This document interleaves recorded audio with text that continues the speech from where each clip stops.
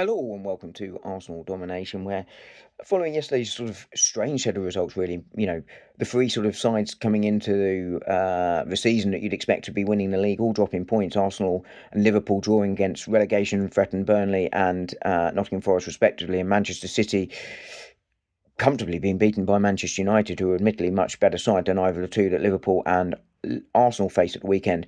But I just wanted to take time to sort of reflect on the title race because it's been a really interesting week in terms of what that looks like for the coming sort of 4 or 5 months of the season.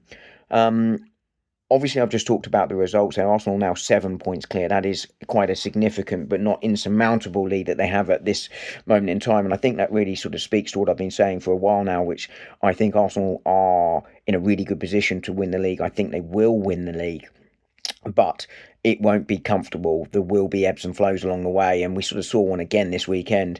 Arsenal, I said in my match reaction yesterday, Arsenal showing their sort of big weakness, which is a failure to take chances repeatedly. On the other side of that, Manchester City showing their weakness, which is their defensive vulnerability. And Manchester City, though, have taken real steps in January to improve their squad.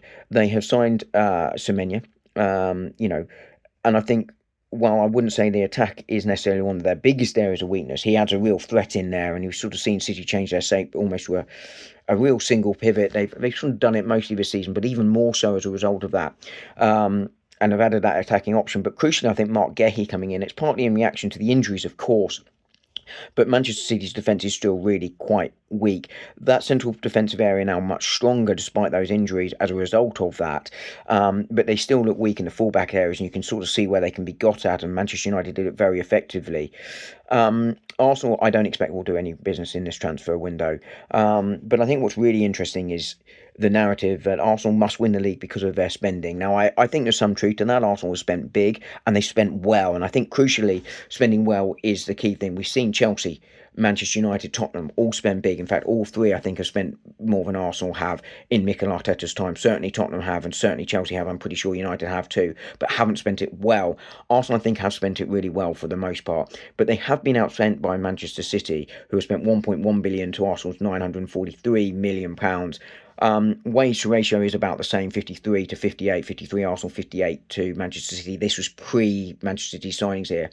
But City have been able to spend because of their sort of sales, but they were also improving their squad from a higher base. So I think really interesting to see the narrative there isn't necessarily what people think it is on the spending, but Arsenal certainly under pressure to deliver. So will City because of their spending. Something will have to give, but I still think Arsenal are favourites. Let me know what you think.